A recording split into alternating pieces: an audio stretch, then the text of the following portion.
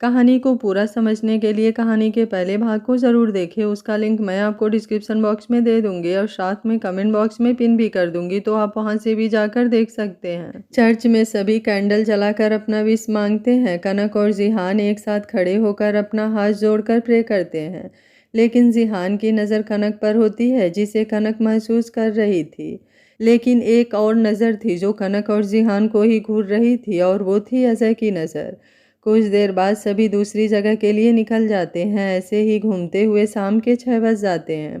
Professor सभी को लेकर होटल लौट आते हैं। प्रोफेसर सभी को 1 घंटे में तैयार होकर गार्डन एरिया में आने को कहते हैं, क्योंकि सभी स्टूडेंट के लिए एक छोटी सी पार्टी रखी हुई थी। सभी अपने कमरे में जाकर फ्रेश होकर तैयार होते हैं और गार्डन एरिया में आ जाते हैं। हल्की हल्की म्यूजिक की धुन और गार्डन को डेकोरेट किया गया था। प्रोफेसर सभी के खाने पीने का इंतज़ाम भी वहीं पर किए हुए थे। सभी लोग मस्ती कर रहे थे। कनक एक तरफ खड़े होकर सबको डांस करते हुए देख रही थी। अनुषा बाकी और फ्रेंड के साथ मस्ती कर रही थी। कनक के हाथों में जूस का ग्लास था, जिसे वो धीरे धीरे पी रही थी। तभी जिहान को उसके डैड का कॉल आता है और वो शोरगुल से थोड़ी दूर हटकर आ जाता है। तभी एक वेटर कनक के पास आते हुए, मैम आपको जिहान सर ने बुलाया है। कनक हैरान होते हुए वो चारों तरफ जिहान को देखती है, लेकिन वो सच में कहीं नज़र नहीं आता। वो वेटर की तरफ देखकर बोली, कहाँ है वो? वेटर बोला, रूम नंबर 111 में, कहकर वेटर वहाँ से चला जाता है। अचानक से कनक का सर घूमने लगता है, क्योंकि अजय ने उसकी ग्लास में नशे की दवा मिला दी थी। कनक अपना सर हाथों से दबाते हुए बिना कुछ सोचे समझे होटल के अंदर चली जाती है। तभी दूसरी तरफ से जिहान गार्डन में आता है। अपने दोस्तों के साथ खड़ा होकर उसकी नज़र कनक को तलाशने लगती है। इधर कनक खुद को संभालते हुए सेकंड फ्लोर पर रूम नंबर 111 की तरफ जाती है। उसे लगता है कि जिहान को कोई ज़रूरी बात करनी होगी, शायद इसलिए बुलाया है। लेकिन धीरे धीरे उसकी आंखों के आगे अंधेरा छाने लगा था। वो जैसे ही रूम नंबर 111 के दरवाजे को धक्का देती है, दरवाज़ा खुल जाता है। वो सोचते हुए अंदर आती है। चारों तरफ बेहद खूबसूरत डेकोरेशन किया गया था। ये देख उसे थोड़ा अजीब लगता है, लेकिन तभी दरवाज़ा बंद होने की आहट होती है। जब वो पलट कर देखती है तो सामने अजय बेशर्मी से मुस्कुराते हुए खड़ा था। ये देखते ही कनक गुस्से से जलती हुई बोली, तुम्हारी हिम्मत कैसे हुई ये सब करने की? अजय बेशर्मी से उसकी तरफ बढ़ते हुए बोला, हिम्मत तो है बहुत कुछ करने की, इसलिए बातों में टाइम वेस्ट नहीं करते हैं, करके ही बताता हूँ। कनक उसे अपनी तरफ बढ़ता देख चिल्लाते हुए बोली, मेरी तरफ एक कदम भी मत बढ़ाना, नहीं तो तेरा क्या हश्र होगा मुझे भी नहीं पता। अजय बोला, बस कुछ देर, उसके बाद तो खुद ही मेरी बाहों में आ जाएगी तू। कनक की आंखें बंद हो रही थी। उसे अपने शरीर में गर्मी सी महसूस हो रही थी, लेकिन किसी तरह खुद को शांत करते हुए बोली, मतलब? अजय बोला, चिंता मत करो जाने मन, मतलब समझने के लिए अभी बहुत वक्त है। आज मैं तुझसे अपनी सारी बेइज्जती का बदला लूँगा। और तड़पेगा वो जिहान, सच में उसे टूटता देखकर मुझे बहुत सुकून मिलेगा। कनक गुस्से से उसका गर्दन पकड़ लेती है और अपना दबाव बढ़ाते हुए बोले, तू मेरी जान को तड़पाएगा, उससे पहले तेरी जान मैं इस हलक से निकाल दूंगी। अजय को कुछ पल अपना दम घुटता हुआ महसूस होता है। वो अपनी पूरी ताकत लगाते हुए कनक से अपना गर्दन छुड़ाता है। कनक की पकड़ ढीली हो जाती है, क्योंकि अब उसकी बॉडी उसके कंट्रोल में नहीं थी। उसे बहुत ही ज़्यादा गर्मी और प्यास महसूस हो रही थी। अजय उसका बाल पकड़कर बेड पर धक्का देते हुए बोला, बहुत गर्मी है ना तेरे अंदर, आज मैं तेरी सारी गर्मी शांत करूंगा। कहते हुए जैसे ही उसके ऊपर आने को होता है, कनक एक तरफ करवट लेकर पलट जाती है। वो गुस्से से उठते हुए बेड पर से उतरती कनक का हाथ पकड़ लेता है और फिर से उसे अपने करीब खींचने की कोशिश करता है। कनक अपनी पूरी ताकत लगाकर उससे दूर होने की कोशिश कर रही थी, लेकिन धीरे धीरे अब वो कमज़ोर पड़ रही थी। वो मन ही मन बोली, जान कहाँ हो आप, मुझे आपकी ज़रूरत है। इधर जिहान को कनक कहीं भी नहीं दिखती तो वो बेचैन हो जाता है। उसे अपने दिल में अजीब सी फीलिंग होती है। वो सारी लड़कियों के पास आते हुए, अनुषा कनक कहाँ है? जिहान के मुंह से कनक का जिक्र सुन सारी लड़कियां हैरानी से देखने लगती हैं। जिहान अपनी बेचैनी को किसी तरह दबाते हुए बोला, अनुषा प्लीज़ जल्दी बताओ कनक कहाँ है? अनुषा होश में आते हुए बोली, कनक कनक तो यहीं पर थी। जिहान बोला, वो यहाँ पर नहीं है, प्लीज उसे फ़ोन करो। सौरभ बोला, यार परेशान मत हो, यहीं पर कहीं होगी। जिहान बोला, मुझे कुछ ठीक नहीं लग रहा, ऐसा लग रहा है जैसे वो मुझे आवाज़ दे रही हैं। कहते हुए वो बेचैनी से चारों तरफ ढूंढने लगता है। कुछ पलों में सारे स्टूडेंट्स में ये बात फैल गई थी कि कनक यहाँ पर नहीं है। प्रोफेसर भी डर जाते हैं, सभी कनक को ढूंढने लगते हैं। अनुषा जब फ़ोन करती है तो रिंग पूरी हो रही थी लेकिन कॉल उठ नहीं रहा था। सभी कनक को ढूंढने लगते हैं। अनुषा कनक के कॉल ना उठाने से परेशान हो जाती है। तभी जिहान के दिमाग में बात आई कोई। वो चारों तरफ देखते हुए बोला, अजय कहाँ है? सभी का ध्यान इस तरफ जाता है। जिहान अजय के चमचों में से एक का गर्दन पकड़ते हुए बोला, बता अजय कहाँ है? अजय के बाकी चमचे जिहान को उससे अलग करते हुए बोले, हमें नहीं मालूम। जिहान उनके मुंह पर एक पंच मारते हुए बोला, अगर कनक को कुछ भी हुआ ना तो तुम लोग अपनी चिता को आग देने के लिए तैयार कर लेना। कहते हुए वो होटल के अंदर जाता है। जिहान के सारे दोस्त उसके पीछे दौड़ते हैं। वे लोग एक एक कर सारा कमरा ढूंढने लगते हैं। तभी अनुषा को कनक के फ़ोन की रिंग सुनाई देती है। कनक का मोबाइल अजय से खुद को छुड़ाने में बेड के नीचे गिर गया था, जो बार बार बज रहा था। लेकिन अजय किसी तरह कनक पर कंट्रोल करना चाहता था, लेकिन कनक भी हार नहीं मान रही थी। अजय बोला, मानना पड़ेगा, तेरे इस एटीट्यूड और स्ट्रॉन्गनेस का ही तो मैं दीवाना हो गया हूँ, कसम से। तू पहली लड़की है जिसे देखते ही दिल एक रात नहीं हर रात अपनी बाहों में लेना चाहता है। लेकिन तुमने मुझे छोड़ उस जिहान को चुना। आखिर उस जिहान में ऐसा क्या है जो मुझ में नहीं है? तभी दरवाजे पर अनुषा लगातार दरवाज़ा पीटते हुए बोली, कनक क्या तू अंदर है? कनक की आंखें बंद हो रही थी, वो कुछ बोलना चाहती थी। तभी अजय उसके मुंह पर हाथ रखकर दबाते हुए बोला, आज तुझे मुझसे कोई नहीं बचा पाएगा। बाहर अनुषा की आवाज़ सुन सभी उस दरवाजे के बाहर आ जाते हैं। जिहान दरवाजे को धक्का देते हुए बोला, कनक प्लीज़ दरवाज़ा खोलिए। जिहान की आवाज़ सुन कनक की आंखों में आंसू आ जाते हैं। वो अपने आप को अजय से छुड़ाने की पूरी कोशिश कर रही थी, लेकिन अब अजय उस पर भारी पड़ रहा था। जिहान सौरभ को जल्दी से उस कमरे की दूसरी चाबी लाने को कहता है और दरवाजे को धक्का देने लगता है। सभी दोस्त मिलकर दरवाजे को धक्का दे रहे थे। तभी प्रोफेसर और बाकी स्टूडेंट्स भी आ जाते हैं। अंदर कनक अपनी पूरी ताकत बटोर कर अपने सर को पीछे करते हुए अजय के सर पर जोर से वार करती है। अजय का हाथ कमजोर पड़ जाता है। कनक छूटते हुए जैसे ही दरवाजे की तरफ बढ़ना चाहती है, उसके पैरों में जान ही नहीं बची और वो वहीं पर गिर जाती है। अजय खुद को संभाल कर मुस्कुराते हुए बोला, लग रहा है ड्रग्स ने अपना असर दिखाना शुरू कर दिया है। तुझे पता भी है तेरे जूस में कौन सा ड्रग्स मिला हुआ था? कनक अपने शरीर को खुद के हाथों से रब करते हुए अपनी बेचैनी को शांत करने की कोशिश करती है। अजय बोला, अब तू खुद मेरे पास चल कर आएगी और गेट के बाहर खड़े सभी लोग तुझे ही गलत समझेंगे। कहते हुए वो कनक के सूट का बाजू पकड़कर खींच लेता है। तभी जिहान दरवाज़ा तोड़कर अंदर आता है। उसके पीछे ही सौरभ पहुंचता है। तब तक दरवाज़ा टूट चुका था। सारे लोग कनक को इस हालत में देखकर हैरान हो गए थे।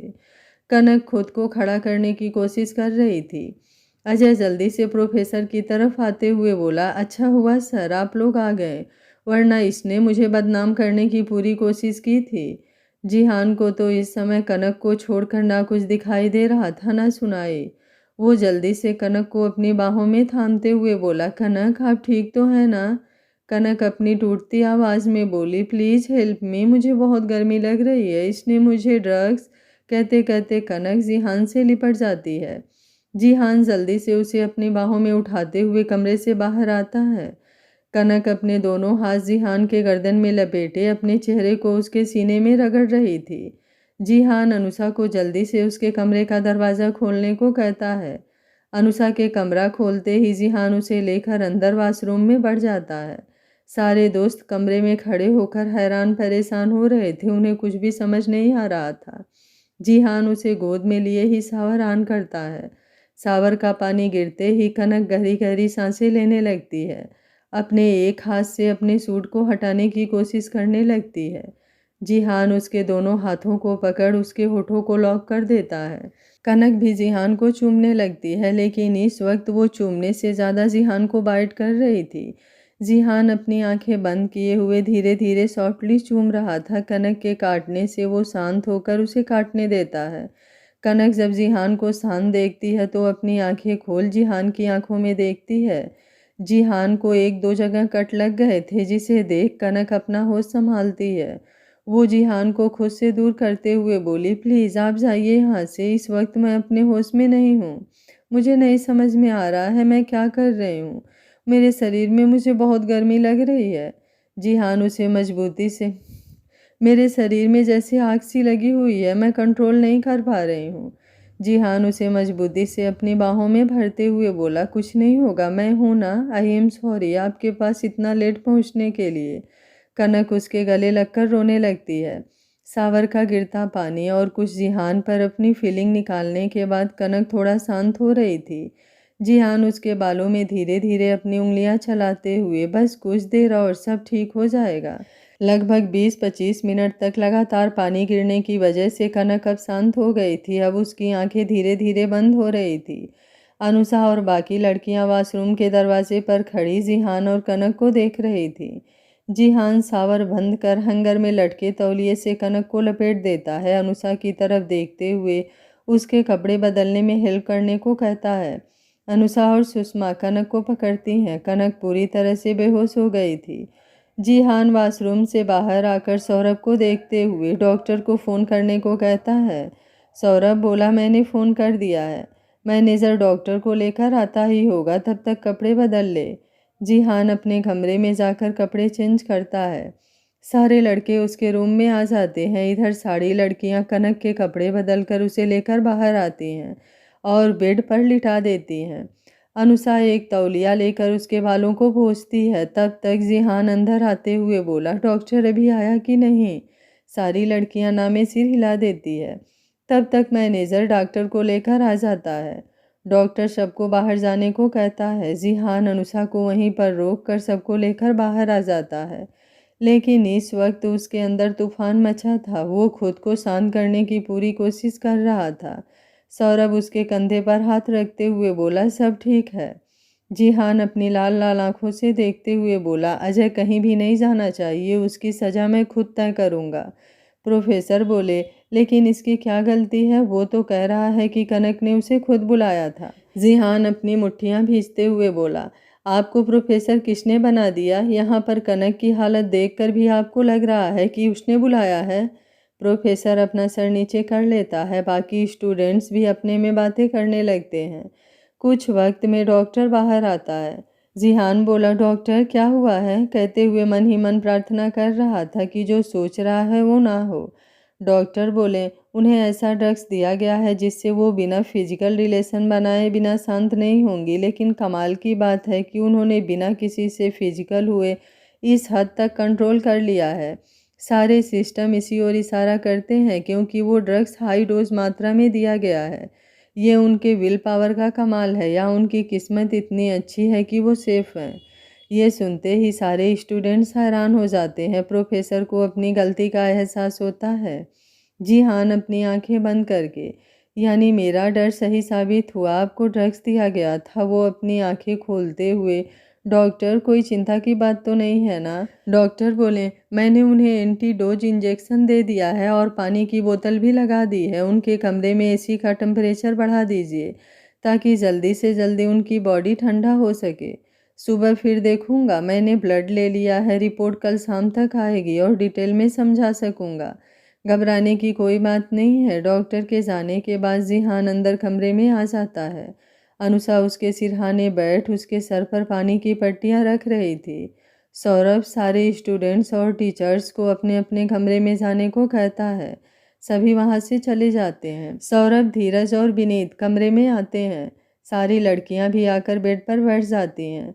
जिहान बोला, अनुषा आप सारी लड़कियों के साथ मेरे कमरे में चली जाइए, आप लोग थक गई होंगी, थोड़ी देर आराम कर लीजिए।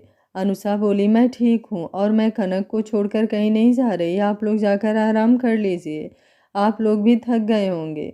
जिहान बोला, मैं यहाँ से कहीं नहीं जाऊँगा। कहते हुए वो कनक का हाथ थामकर बेड पर बैठ जाता है। सुषमा बोली, आज बहुत बड़ी अनहोनी होते होते रह गई। दिव्या बोली, सजय को तो छोड़ेंगे नहीं।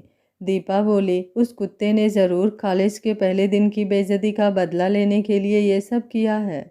अनीता बोली, मुझे भी यही लगता है। जिहान बोला, सौरभ वो कमीना अभी कहाँ है? सौरभ बोला, अपने कमरे में आराम से सो रहा होगा।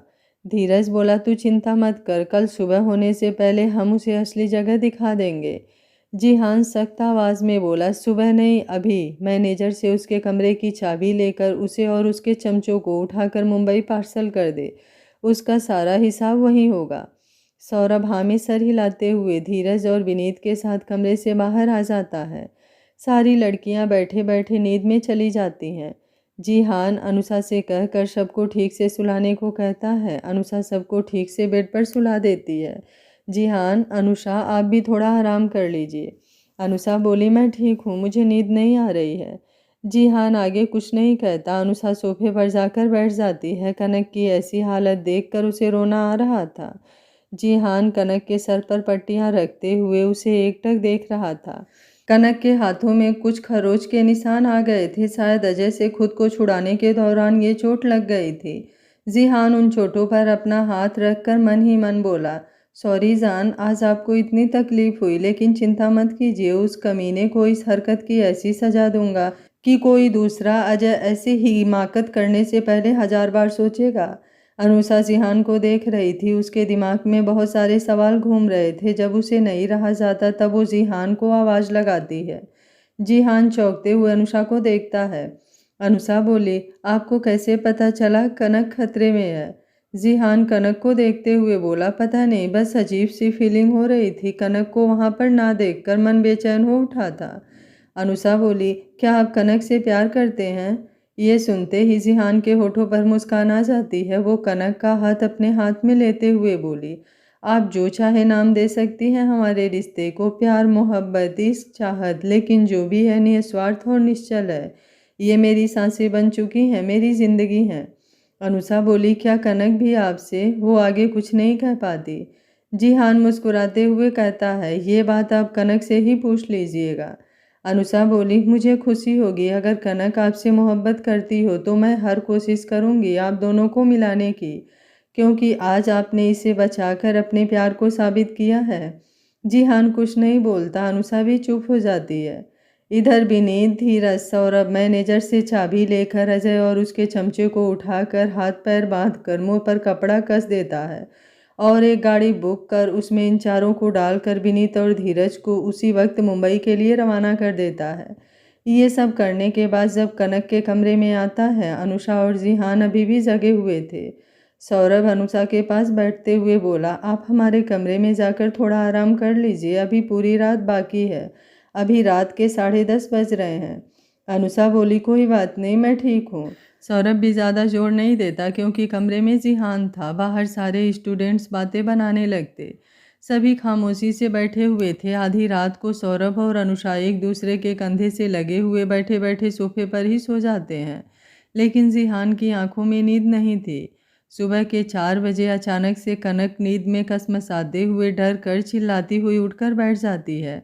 जिहान जल्दी से उसे पकड़कर अपनी बाहों में संभालते हुए बोला, मैं यही हूँ, कुछ नहीं हुआ है, कहते हुए उसके बालों में अपने हाथों से सहलाने लगता है। सभी लड़कियां और सौरभ की भी नींद खुल जाती है। अनुषा उसके पास आकर उसकी पीठ पर सहलाते हुए बोली, कनक, हम सब यहीं हैं।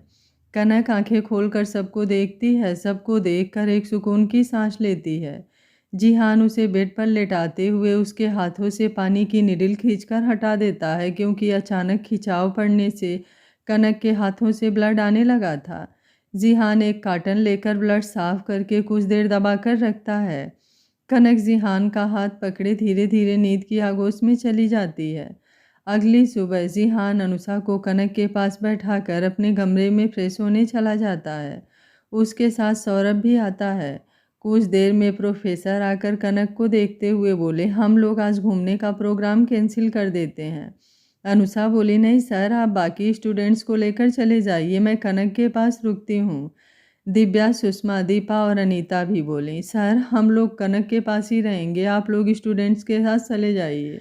तभी कमरे में जिहान और सौरभ आते हैं। जिहान जल्दी नज़रों से प्रोफेसर को दो, उनसे नज़रें फेर लेता है। सौरभ बोला, सर बाकी प्रोग्राम कैंसिल करने की कोई ज़रूरत नहीं है, बाकी सबको लेकर जाइए। प्रोफेसर जिहान के गुस्से को देखते हुए चुपचाप वहाँ से चला जाता है। जिहान बोला, सौरभ डॉक्टर ने सुबह आने को कहा था, एक बार कॉल करके पूछो कहाँ हैं। सौरभ डॉक्टर को फ़ोन करता है। कुछ देर में डॉक्टर आकर कनक का एग्जामिनेशन करते हैं और सब कुछ ठीक बताते हैं। डॉक्टर के जाने के कुछ देर बाद कनक को होश आता है। वो अपने सर को दबाते हुए उठकर बैठती है। अनुषा बोली, कैसा फील हो रहा है? सर में ज़्यादा दर्द हो रहा है क्या? कनक बोली, हाँ यार, सर दर्द से फटा जा रहा है। अनुषा बोली, चलो ब्रश करके ब्रेकफास्ट कर लो, फिर दवा लेने से आराम मिलेगा। कनक अपनी आंखें खोलते हुए चारों तरफ देखती है। उसकी नज़र जिहान पर जाती है। उसे धीरे धीरे रात की सारी रात में बात याद आने लगती है। उसकी आंखें गुस्से से दहकने लगती है। वो बेड से उठकर खड़े होते हुए बाहर जाने को होती है। जिहान उसे जल्दी से पकड़ते हुए बोला, कहाँ जा रही हैं? कनक खुद को छुड़ाने की कोशिश करते हुए बोली, छोड़िए मुझे। उस कमीने की हिम्मत कैसे हुई मेरे साथ इतनी घटिया हरकत करने की? जिहान बोला, उसे उसके किए की सज़ा मिलेगी, लेकिन अभी आपकी तबीयत ठीक नहीं हुई है। कनक बोली, मैं ठीक हूँ, मुझे कुछ नहीं हुआ है। अनुषा बोली, तू थोड़ी देर शांत नहीं रह सकती? हम उसे बाद में देख लेंगे, पहले चलकर फ्रेश हो और दवा ले, नहीं तो मैं घर पर फ़ोन करके बता दूंगी। ये सुनते ही कनक शांत हो जाती है। जिहान उसे बेड पर बैठाते हुए उसका चेहरा अपने हाथों में लेकर बोला, आपको कुछ ज़्यादा सोचने की ज़रूरत नहीं है, वो हमारे कब्ज़े में है, आप जब चाहे उसके किए की सज़ा दे दीजिएगा। कनक जिहान की बात समझते हुए अपनी पलकें झपका देती है। जिहान उसे फ्रेश होने के लिए कहता है। वो चुपचाप वॉशरूम में चली जाती है। अनुषा गहरी सांस लेते हुए बोली, थैंक यू जिहान, आपकी वजह से आज बड़ी जल्दी शांत हो गई, नहीं तो इसका गुस्सा जल्दी शांत नहीं होता है। सौरभ और बाकी लड़कियां मुस्कुराते हुए बोली, अनुषा, लगता है दीवानगी केवल जिहान के तरफ से ही नहीं, कनक के तरफ से भी है। ये सुन जिहान और अनुषा के होठों पर मुस्कान आ जाती है। जिहान और सौरभ अपने कमरे में चले जाते हैं। कनक के फ्रेश होने के बाद बाकी लड़कियां भी फ्रेश हो जाती हैं। कुछ देर में सौरभ और जिहान सबका ब्रेकफास्ट कमरे में ही मंगवा लेता है। ब्रेकफास्ट करने के बाद अनुषा कनक को दवा देती है। कनक बोली, आज कहाँ कहाँ घूमने का प्रोग्राम है? दिव्या बोली, तुम्हारी तबीयत ठीक नहीं है और तुम्हें घूमने जाना है। कनक बोली, किसने कहा मेरी तबीयत ठीक नहीं है? अनुषा बोली, क्यों, कल रात से हम लोग बेहोश थे। कनक बोली, अरे वो तो मैं उस ड्रग की वजह से बेहोश थी, अब मैं बिल्कुल ठीक हूँ, और देखो बस आज का ही प्रोग्राम है, इसलिए चुपचाप सब घूमने चलो। मैं इस कमरे में बैठकर बोर नहीं होने वाली, नहीं तो अगली बार से मैं कहीं नहीं जाऊंगी। सभी जिहान की तरफ देखते हैं। जिहान मुस्कुराते हुए बोला, ओके, मैं देखता हूँ अभी सभी स्टूडेंट गए हैं या नहीं। सभी कमरे से बाहर आते हैं। स्टूडेंट ब्रेकफास्ट कर रहे थे। प्रोफेसर कनक को देखते ही उसके पास आकर उसकी तबीयत के बारे में पूछते हैं। कनक मुस्कुराते हुए सब ठीक होने की बात कहती है। कुछ देर में सभी घूमने के लिए निकल जाते हैं। जिहान कनक का पूरा ख्याल रख रहा था। एक जगह सबकी नज़रों से बचाते हुए वो कनक को लेकर साइड में आ जाता है। उसको गले लगाते हुए बहुत बेचैनी हो रही थी, अब सुकून मिल रहा था।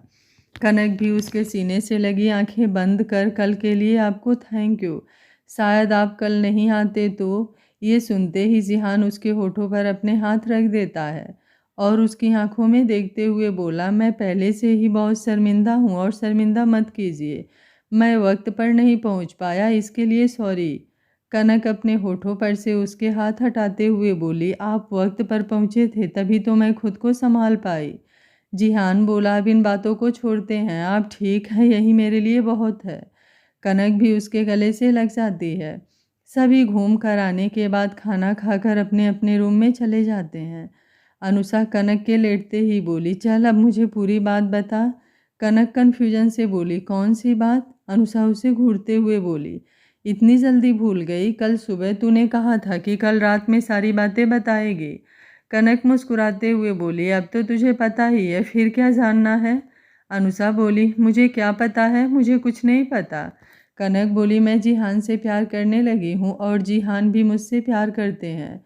अनुषा गुस्सा होते हुए बोली, और ये बात तू मुझे कब बताने वाली थी? कनक बोली, परसों रात उन्होंने कहा और मैंने कल जवाब दिया। बता तुझे मैं कब बताती, क्योंकि कल रात को तो तुझे पता ही है।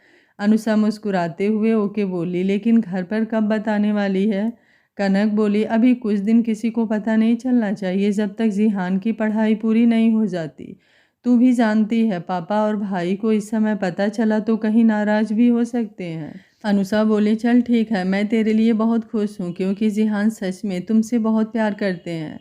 कल जब तू नहीं मिल रही थी तो वे कितने बेचैन हो गए थे, मैं तुझे बता भी नहीं सकती।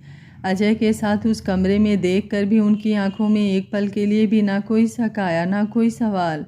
उन्हें दिख रही थी तो तेरी खराब होती हालत जिससे वो किस कदर बेचैन हो गए थे। दुनिया में आज तक कोई ऐसा लड़का हमने देखा ही नहीं जो सच में अपने प्यार को प्यार से ज़्यादा रिस्पेक्ट देता है, भरोसा करता है। सच में तू बहुत लकी है। कनक मुस्कुरा दी।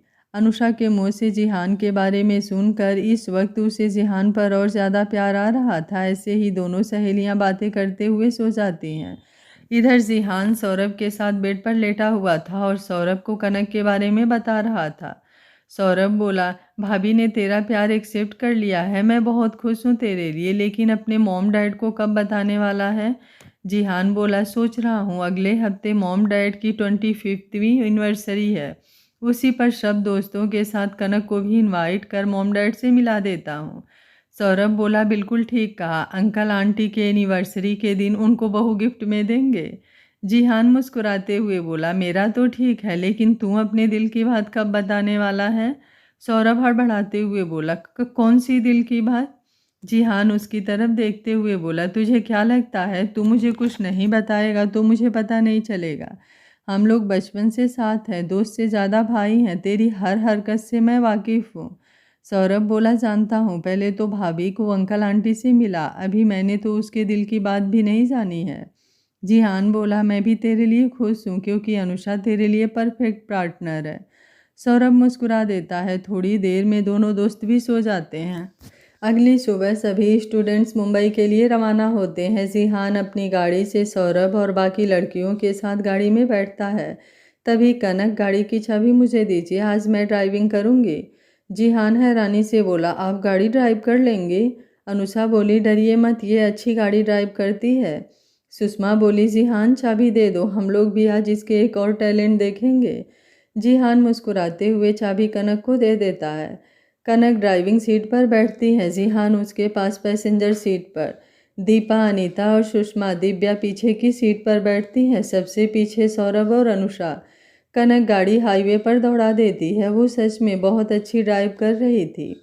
सारे दोस्त मस्ती मजाक करते हुए सफ़र का आनंद ले रहे थे।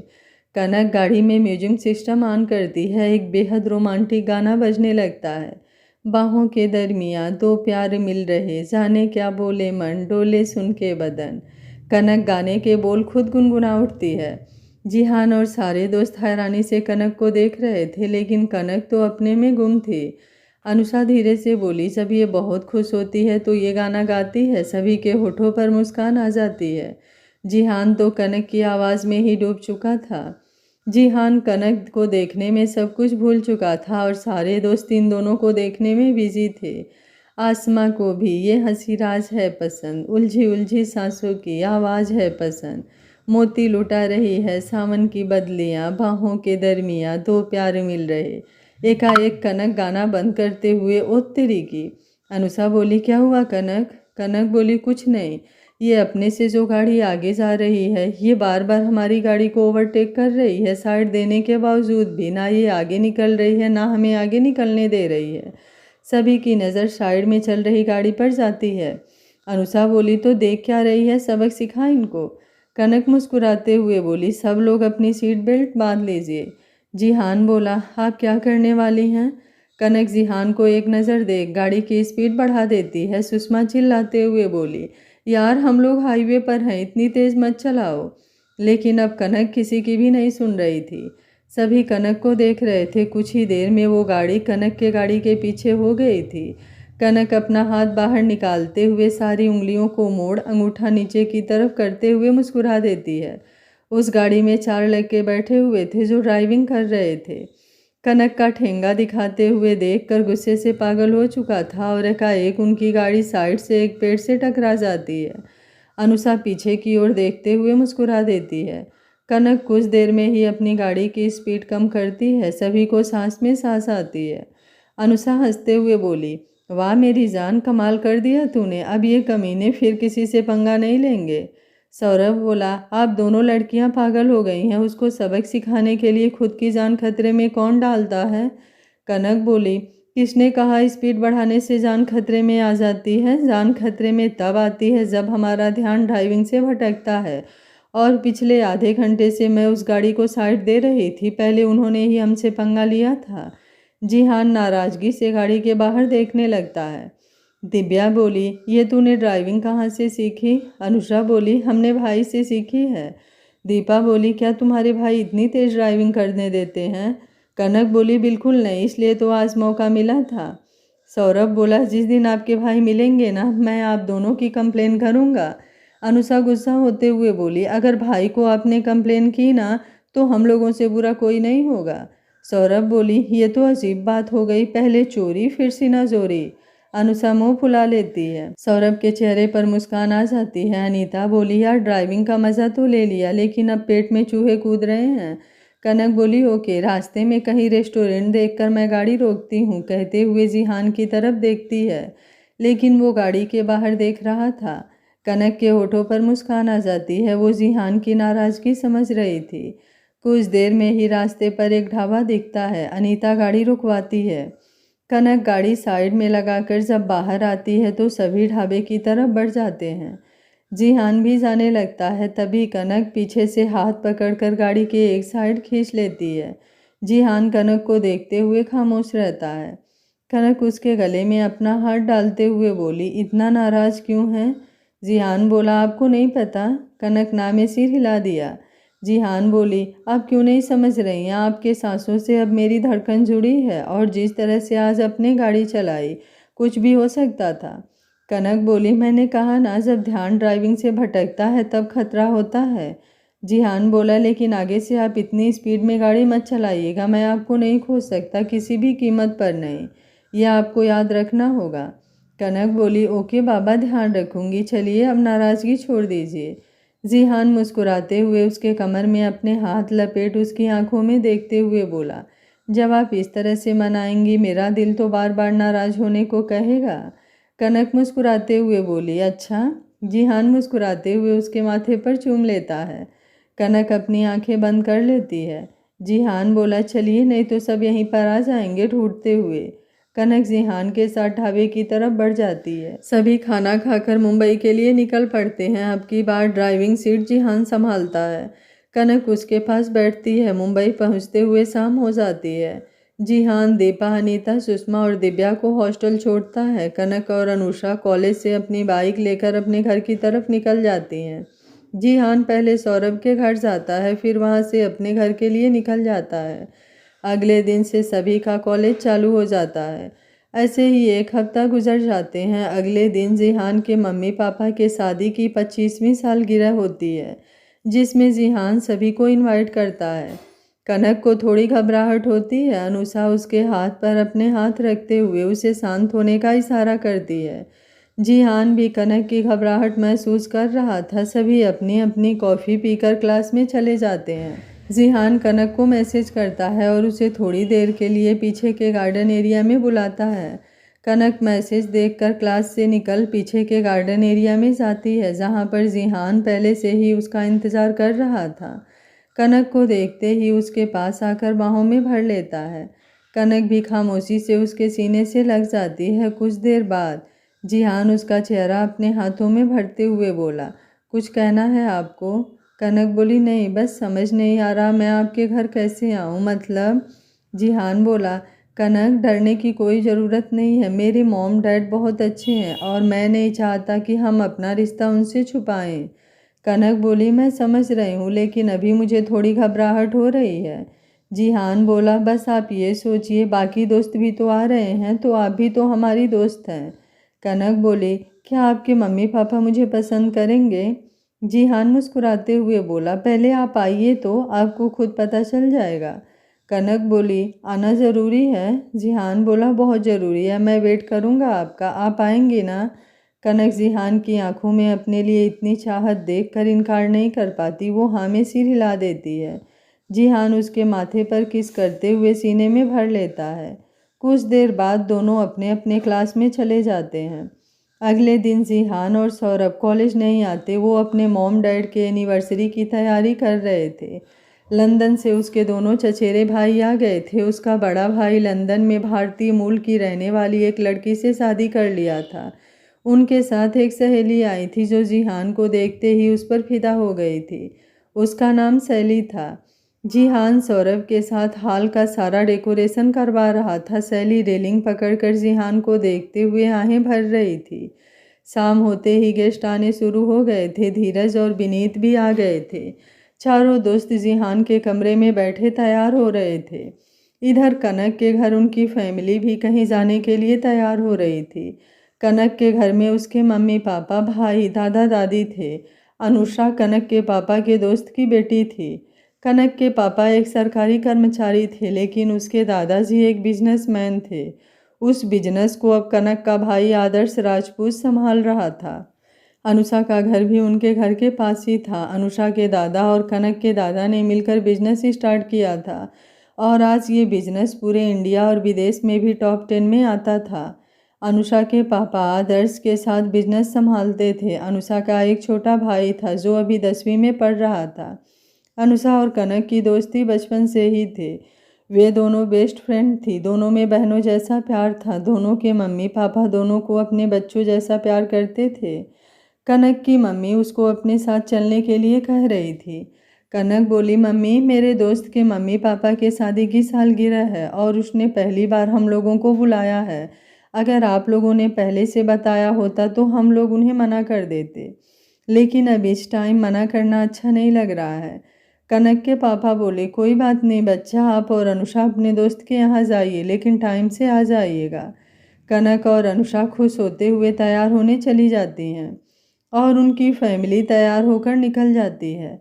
अनुषा ने लॉन्ग गाउन पहना था जिसमें वो बेहद प्यारी लग रही थी। कनक ने भी लॉन्ग फ्रॉक सूट पहना था जिसमें वो बेहद दिलकश लग रही थी। दोनों तैयार होकर कैब बुक कर जिहान के घर के लिए निकल जाती हैं। जिहान के घर पर पार्टी शुरू हो गई थी। जिहान के मम्मी पापा और उसके बड़े पापा के जानने वाले कुछ गेस्ट आए हुए थे।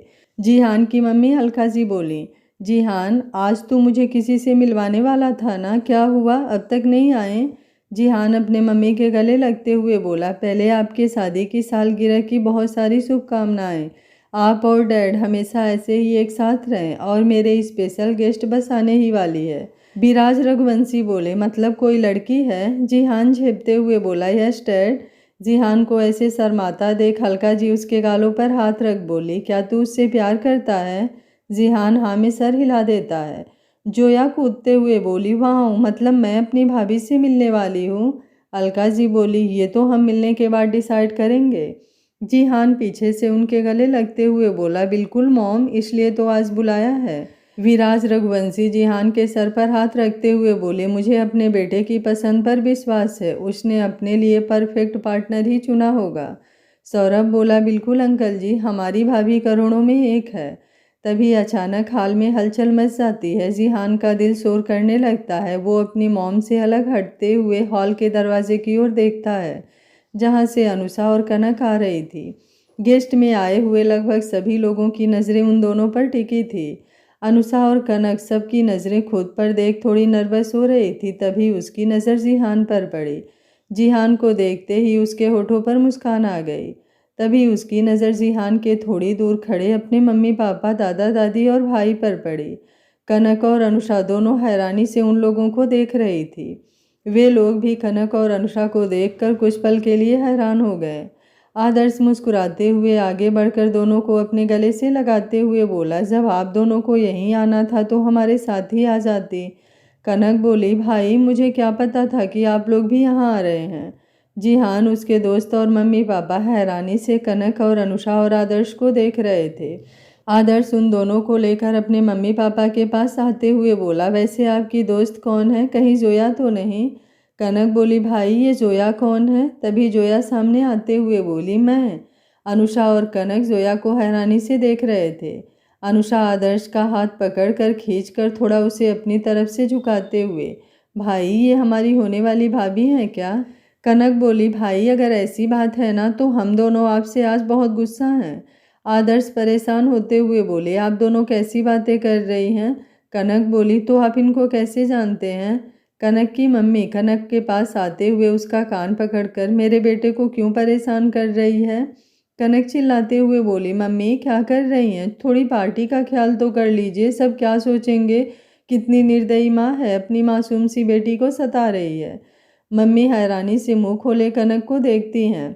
कनक के पापा हंसते हुए कनक को अपने गले लगाकर, बिल्कुल ठीक कहा, जब देखिए तब मेरी बेटी का कान खींच देती हैं। कनक की मम्मी अभी कुछ कहती तभी जिहान के मम्मी पापा वहां आते हुए कनक की मम्मी से बोले, अंकिता ये तुम्हारी बेटी है? कनक की मम्मी अंकिता जी बोली, हाँ अलका, मिलो मेरी शैतान बेटी से। कनक बोली, पापा देखिए मम्मी को कोई ऐसे अपनी बेटी को मिलाता है क्या? अलका जी हंसते हुए बोली, हाँ अंकिता तुम्हारी बेटी कितनी प्यारी है। कनक के पापा हर्षवर्धन राजपूत बोले, प्रिंसेस ये आपके मम्मी की दोस्त है अलका जी, और उनके हस्बैंड मेरे स्कूल टाइम के दोस्त हैं। इनको बिजनेस में इंटरेस्ट था और मुझे सरकारी जॉब चाहिए थी, इसलिए 12वीं के बाद हम दोनों दूर हो गए थे। कनक और अनुषा दोनों अलका जी और विराज जी को पैर छूकर प्रणाम करती हैं। अलका जी दोनों को अपने गले लगाते हुए, अंकिता दोनों बच्चियां बड़ी प्यारी हैं। आदर्श बोला, कनक आपने बताया नहीं, आप यहाँ कैसे आए? अनुषा बोली, भाई जिनकी एनिवर्सरी है आज उनके बेटे हमारे सीनियर हैं और हम दोस्त भी हैं, उन्होंने ही हमें इनवाइट किया था। अलका जी बोली, मतलब आप दोनों ही हमारे जिहान की स्पेशल गेस्ट हैं? ये सुनते ही कनक और अनुषा हड़बड़ा जाती हैं। अलका जी जिहान का हाथ पकड़ते हुए बोली, अंकिता ये मेरा बेटा जिहान। जिहान भी कनक के मम्मी पापा को प्रणाम करता है। सौरभ बोला, मतलब हमारी फैमिली भी एक दूसरे को जानती है और हम लोग आज तक इस बात को जानते ही नहीं थे। कनक के दादाजी बोले, हाँ बच्चों, पढ़ाई और जॉब के चलते मैं कुछ दिन लंदन चला गया था। विराज गांव से मुंबई आकर यहीं पर रहकर बिजनेस स्टार्ट किया। हर्षवर्धन लंदन से पढ़ाई कर इनकम टैक्स डिपार्टमेंट का ऑफिसर बन गया। हमने 2 साल पहले ही यहाँ पर आने का डिसाइड किया क्योंकि अनुषा के पापा अकेले बिजनेस नहीं संभाल पा रहे थे। आदर्श ने भी अपनी पढ़ाई पूरी कर ली थी और उसे बिजनेस में इंटरेस्ट था, तो हम लोग यहाँ आ गए। लेकिन कनक और अनुषा बचपन से अनुषा के मम्मी पापा के साथ गांव में ही रही। 10वीं के बाद हमने दोनों को लंदन आने के लिए कहा, लेकिन इन दोनों को विदेश पसंद ही नहीं था। अनुषा के पापा भी गांव में बिजनेस को फैला नहीं पा रहे थे। मैं लंदन से ही कपड़े डिजाइन करवा कर इनके पास भेजता था, लेकिन गांव में ज़्यादा विकास नहीं हो पा रहा था, इसलिए आदर्श ने मुंबई में ऑफिस खोला और अनुषा के मम्मी पापा और हम लोग यहीं आ गए। विराज के बड़े भाई अरमान रघुवंशी, बाबूजी बाकी बातें तो होती रहेगी, पहले केक कट कर लिया जाए, सारे गेस्ट इंतजार कर रहे हैं। हर्षवर्धन बोले, हाँ भैया, हम लोग तो भूल ही गए थे कि आज विराज और अलका की एनिवर्सरी भी है। अलका जी और विराज जी हाल के बीचों बीच में आते हैं। जोया एक बड़ा सा केक लेकर आती है। जिहान कनक को चुपके चुपके देख रहा था। कनक की नजरें भी रह रहकर जिहान पर जा रही थी। विराज और अलका जी केक काटते हैं, सभी लोग उन्हें बधाई देते हैं। जिहान बोला, मॉम डैड, आपकी इस एनिवर्सरी पर आप दोनों को एक साथ डांस तो बनता है। अलका जी शर्माते हुए बोली, नहीं। Zoya, Saurabh, Jihan, please mom dad. Viraj ji बोले, ओके। जिहान म्यूजिक लगाता है। विराज और अलका जी बेहद खूबसूरत डांस करते हैं। उसके बाद गेस्ट को खाना खिलाया जाता है। सारे बड़े एक तरफ खाने को बैठते हैं। कनक और अनुषा अपने दोस्तों के साथ एक तरफ बैठ जाती हैं। उनके भाई आदर्श और जोया भी होते हैं। जिहान के दोनों चचेरे बड़े भाई और भाभी शैली भी उनके साथ बैठती है। शैली कनक को देखकर अंदर ही अंदर जल रही थी। कनक बोली, भाई आप जोया को कैसे जानते हैं? आदर्श बोला, क्योंकि ये लंदन से ही डॉक्टरी की पढ़ाई कर रही हैं। 2 साल पहले तक जोया लंदन में हमारे साथ ही थी। हम लोगों को वहाँ से आने के बाद इन्होंने अपनी बाकी की पढ़ाई यहीं मेडिकल कॉलेज से कर रही हैं। अनुषा और कनक एक साथ बोले, ओ। आदर्श दोनों के सिर पर एक एक चपत लगाते हुए बोला, आप दोनों अपना शैतानी दिमाग को आराम दीजिए, ऐसा कुछ भी नहीं है जैसा आप सोच रही हैं।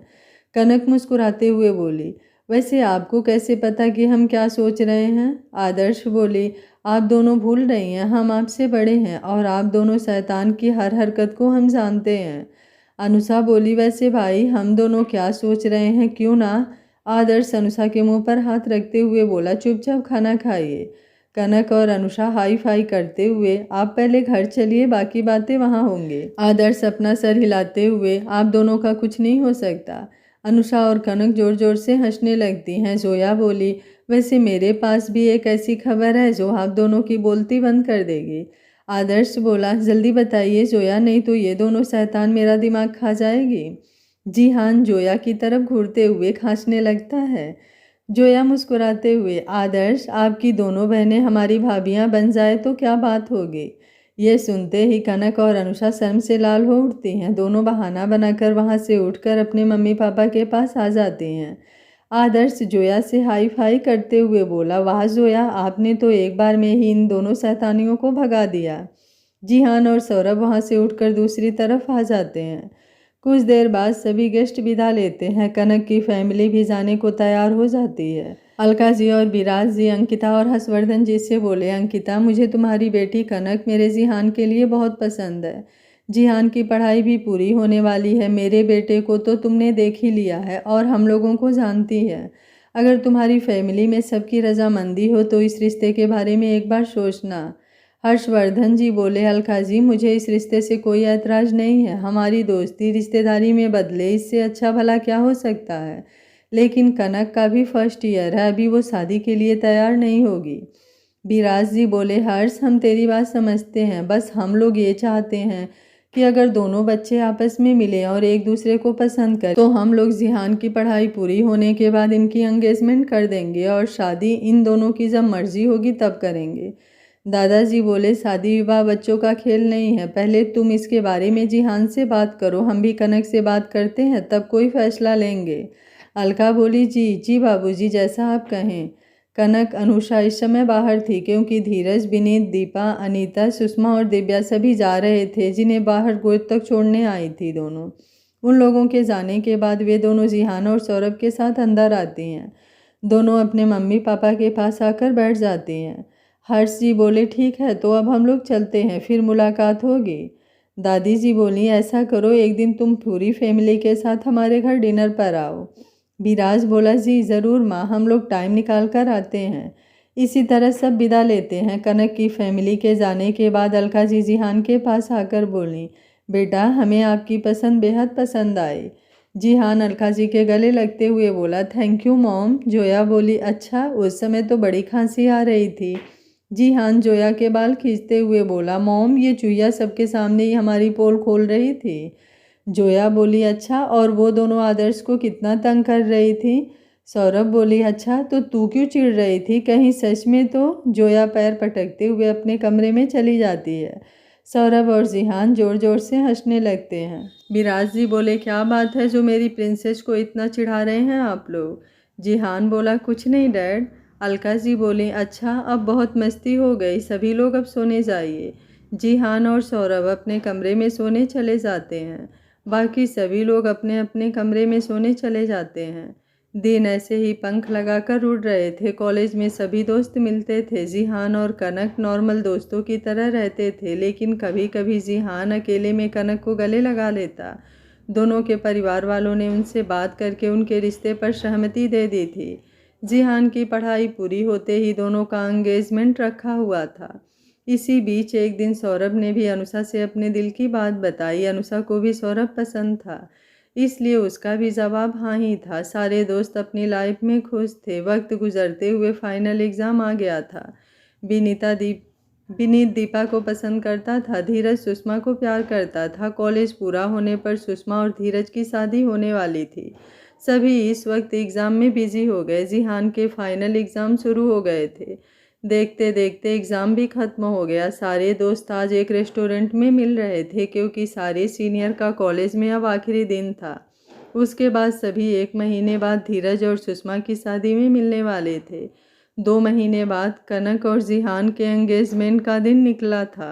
कनक और जिहान के इतने प्यार भरे रिश्ते को किसकी नज़र लगी कि दोनों एक दूसरे से दूर हो गए।